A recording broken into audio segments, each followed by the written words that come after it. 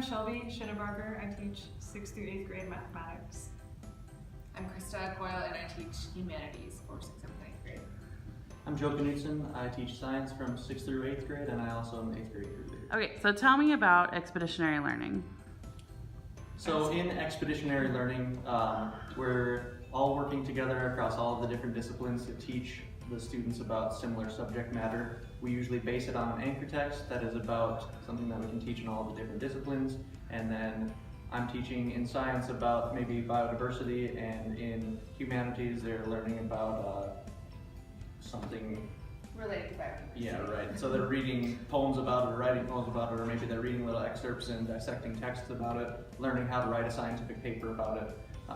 In math, they could do stuff with statistics and population trends and things like that, and we work it all together to create a final product at the end of the semester.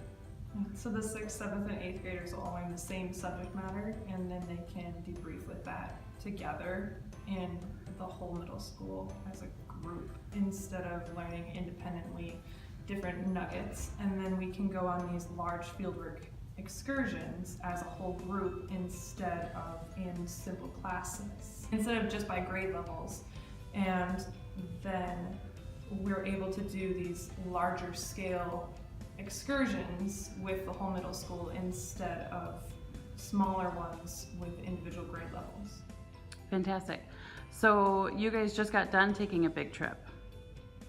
Fill me in. What was that all about? So we took the entire 6th, 7th, and 8th grade, every kid who could go, and we took them to North Dakota in order to kind of experience firsthand some of the things that we've been reading about in our anchor text, which was right now The Ground Beneath Us by Paul Bogart. So we wanted them to see some things that they couldn't necessarily see in Minnesota, for example, fracking fires. They read about fracking in this book, a big chapter, they were kind of interested in it, but until they were out there and saw a fracking fire, they didn't have a big connection to it, or they didn't really understand it, so they got to experience something with that. The trip that we went on also gave them connections with community experts. They got to stay inside an earth lodge, so that while we're building one here, they got to actually build a replica there. They got to stay in it and live in it and feel like they were part of it and part of that learning. And then geology. Yeah, we got to go out to Theodore Roosevelt National Park, and a big part of this expedition in our class in science right now is we're learning about ecosystems, we're learning about animal interactions, biodiversity, and when they're always in the same area, most of these kids have lived in Bemidji their whole life, and all they've seen is the mixed forest that we have outside the window here, and they don't really get to see a whole lot of other ecosystems or biomes. They can read about them online all the time, but actually getting to go see one and walk through a prairie dog village and see a herd of bison out the bus window is a type of experience that these kids would otherwise really never get, because we've got some families that just don't have the means to travel to 6 hours away in North Dakota. So speaking of the means to travel, what did this trip cost? We called ahead to a lot of different places, and we got everything kind of pre-booked. We split up. I talked to the national park, and these two talked to the museum and the Earth Lodge and a couple of other sites that we stayed at. And we were able to work with the people who work at these places and get pretty much everything covered for free. We didn't have to pay an entry to the national park, because since we're a school, we were able to fill out a waiver form for that. We paid almost nothing to stay in the Earth Lodge. The museum was free. They gave us free admission to the Heritage Museum in Bismarck. And they even brought us down into the bottom area where people don't usually get to go, where they have over 12 million artifacts down in the basement. All of that stuff, and whenever we go on field work, we always try to do it at as low cost as possible, but the main thing that costs us a lot of money is our transportation. A long trip like that, we usually have to get a charter bus, because a school bus just wouldn't be comfortable for the students and doesn't have enough storage for all of our equipment. And food. So, yeah, and all of our food. So I don't know what the exact cost of the charter bus was, but it was like $6,000 yeah, just it for was the charter definitely bus. by far our main expense. And rather than rent 2 charter buses, because we were slightly over capacity, we had to rent a vehicle from Enterprise too, and that was pretty expensive too, from what I'm aware of. So our main expense is travel, and otherwise we always try to do everything as cheaply as possible. Yeah, and so we also, food was a couple $1,000, so that's expensive to feed 60 kids for 4 days. But we used our school resources and then a lot of shopping expertise to get that pared down. Because you guys cooked all your own meals, right? We did, yep, we cooked all of our own meals. Almost all. Well, we went ate out out 2 times twice. because we were driving, basically. And then the only other expenses are lodge. So for 60 or so people to stay for 4 days, it was only $400. So that was amazing. It was crazy. So we covered this a little bit, but tell me more about why do field work that's so expensive rather than just reading out of a book? I think with EL, it's about going a little bit deeper in your learning and not just learning out of a book. I mean, we write our own curriculum, and we wrote this in such a way that with our anchor text, they would be able to have that firsthand experience. It's so much more meaningful. Like I said, the fracking fires example, they're still talking about fracking fires after seeing it. So you can read about something, but until you've actually experienced it or seen the effects or spoken with people that you begin to care about. So the community experts, they told us the place where we were staying, they could see fracking fires burning across the water, and they told us they've been there for 10 years, day and night. And the kids were just shocked to see how their night view has changed and how the people there were affected by this. And it becomes a little bit more of a human connection and a little bit deeper learning, I think. A big part why we went to North Dakota is because we're building a model Earth Lodge on campus for a forest classroom, and they were based mostly in North Dakota on the plains. And so we were able to stay in the Earth Lodge. We were able to meet with people who knew how to build Earth Lodges. The Bismarck Heritage Museum had a large scale model, a mural painted of an Earth Lodge village. It was just something we can't do here in northern Minnesota.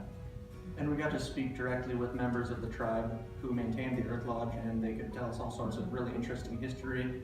It's on a kind of historical site of theirs where we got to go up on this ridge line and find teepee rooms where they used to set up teepees. I don't know how long ago. Very long, yeah. There's a big ring of rocks around there where the teepees were set up, and we got to see all of that stuff. Like these kind of things that you really can't see in Minnesota, and the things that are in the book are all in one little small location in North Dakota. You can cover almost all of it, so that's why I went way out there instead of just going to Walker or something. Sure. Some of the things that you could see in the museum, like there was a fossilized skin of a dinosaur where you could, if you got close, you could actually see the imprint of its skin. You would never be able to have that, say, in a virtual tour or anything like that. Yeah, there's only 3 of those in the world. Right, yeah. So Joel, you're the 8th grade crew leader, and so you do some field work that is not necessarily academic. Can you talk about that a little bit? Yeah, a couple times a year, the 8th graders, who are our oldest students at Schoolcraft, as kind of a rite of passage for their final year here before they move on to high school, they get to do some special field work where they are mostly working on team building skills and building relationships with students that are in their crew. This year I've only got 16 8th graders, so it's a very small group, and in a small group like that, sometimes you are not able to get away from the people that you're not necessarily getting along with, so you have to learn to work together and build strong relationships with people, even if they're not maybe your favorite person to hang out with.